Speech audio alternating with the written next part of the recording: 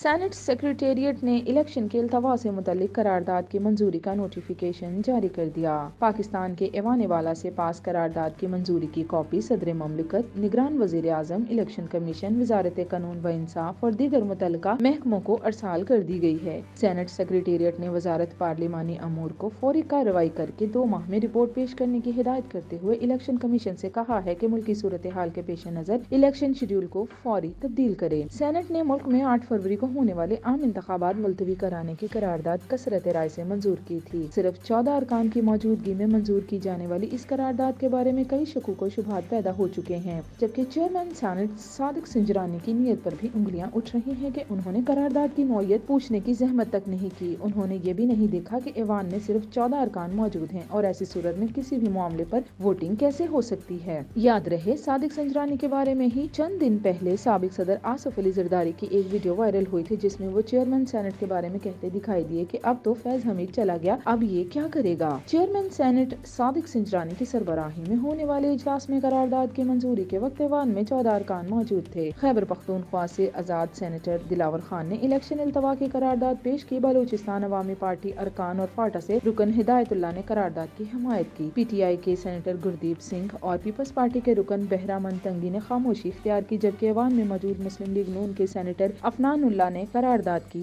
مخالفت کی۔